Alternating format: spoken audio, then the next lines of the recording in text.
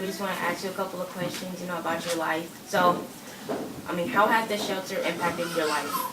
Cares House has impacted my life greatly in that I've been able to get relief from my drug addiction.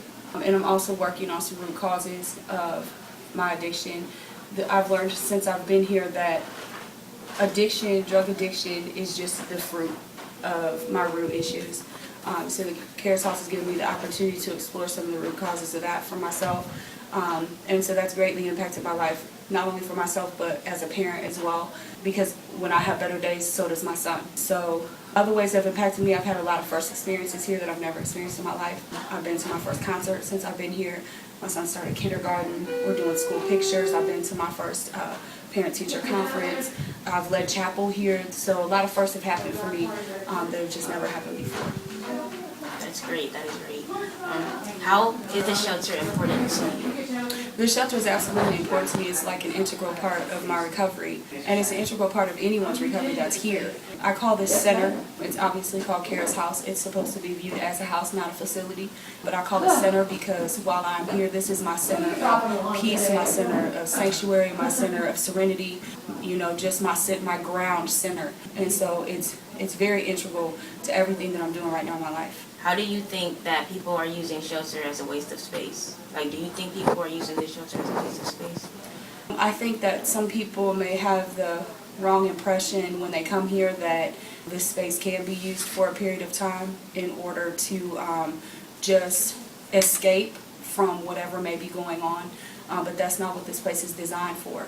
And once you come in here, God's presence is so strong. Most of the time when people do come in here and they just tend to use this space for wrong purposes, God kind of makes a way for that to turn around. And since I've been here, I've also seen those that are here that are not here for the right reasons or for what this program is designed for. They have just this amazing, supernatural way of being removed from the facility.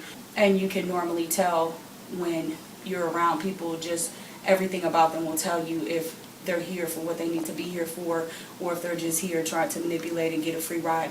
The reality is some people aren't always ready when they come here, and that's okay. The Cares House is cool and designed in that it gives women who just need short-term help, just a few months to maybe get housing in order, maybe get more money established where they can save money on their job to be able to get housing for themselves. And they have that program available, and then they also have the long-term program, which is what I'm a part of, the 12 to 18 months where that's where you get your treatment for, those root causes. That's where you get treatment, to help bring you closer to God. This is a transformational program designed specifically to enhance and contribute to your relationship with the Lord, because everyone here truly believes that He is the one that's possible to change all things.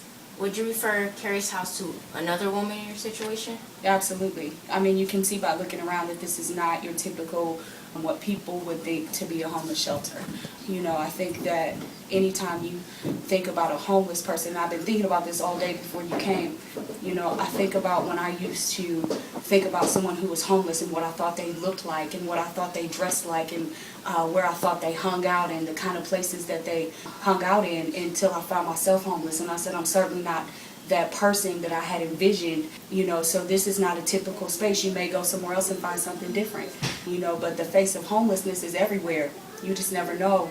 And especially in high school, the high school rate of people who are homeless is growing year by year. I think the highest rate of people right now who are homeless are kids between the ages of 15 and 20.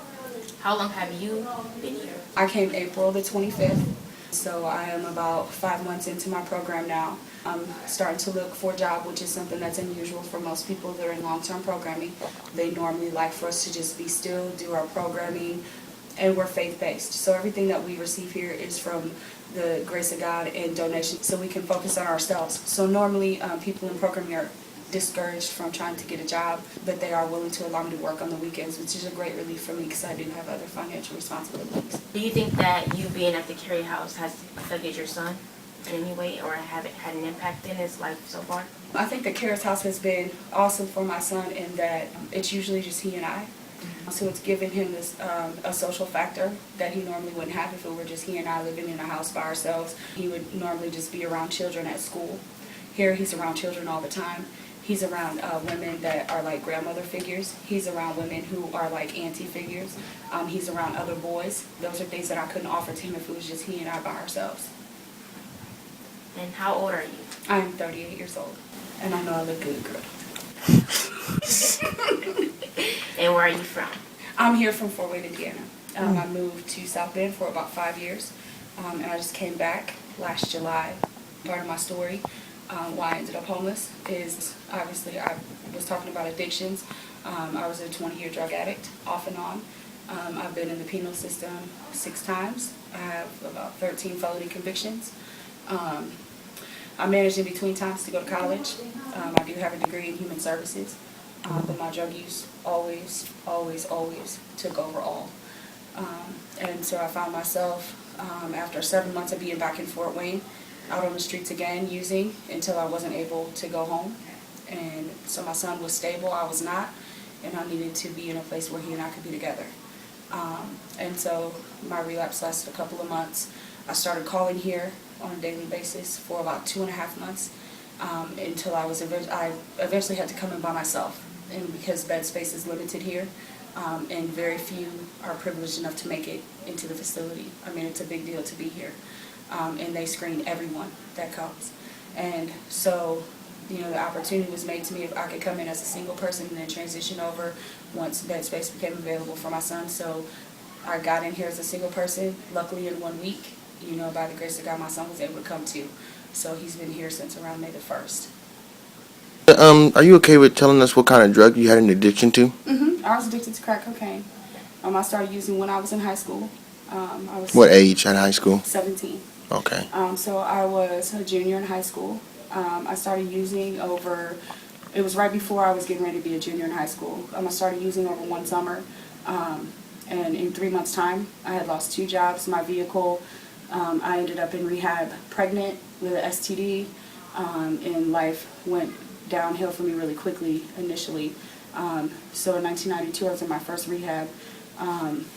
Once I came out of rehab, I stayed out for a while, didn't use, but I didn't necessarily buy into Narcotics Anonymous. I didn't buy into I needed further help. You know, I thought it was just a phase. All those days I'm too young, you know, all those kind of things. But that kind of just snowballed for me over the years. So bad thinking poured on top of bad thinking, bad belief systems about everything. You know, and along the way, I finally discovered that the disease of addiction lies within your mind. It's not the actual act of using.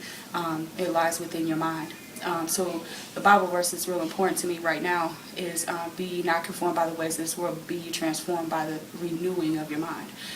You know, and if I can change those old belief systems, attitudes, and, you know, those things that I've always done, then I can be okay again. And so every day is a constant battle. You know, like I might have looked at that plant and thought one thing about it, you know, but today I struggle to look at that plant and see it in a different way. And it goes far beyond just seeing the glass half full, half empty. You know, it's about changing everything that I've always believed in and everything I've always known. 38 years old, that's not an easy feat. You know, but that's why this place is so great, because it's designed to do just that, and the people here are trained to be able to, like, pull your coattail, accountability, to just say, hey, you know, you're not real good thinking right now. Let's talk about maybe what we need to do to get you back on the right track. But I have displayed a lot of servitude and gratitude since I've been here, you know, and so that's helped me, you know. So and I've let it all hang out. I've gotten real honest about a whole lot of things, which is very, very key to trying to recover from addiction. And so people around here kind of know when things are not right for me, you know, and they're always right there to support me and say, you know, let's try it this way and see what happens if we try it this way. Because doing it my way has always gotten me right here, every time. So this is not my first shelter experience. You know, I've lived in shelters, institutions, prisons, or on some kind of legal, you know, stipulations since I was like 20 years old. Okay. All right. You want to see my room? Yes, Sure. ma'am. Yes. Now, we do have like some confidentiality issues here, so like Right. please only film my room. I don't have a problem with that. But like if you see other people, please make sure they're not in there unless you figure out who they are and get like a release from them. Right. Okay. Okay. You okay? Yep. So we're here. All right. And let me take a look. Thumbtacks. to hang our stuff up. So amazingly, everything in here is hung by thumbtacks. It smells so good. Thank you.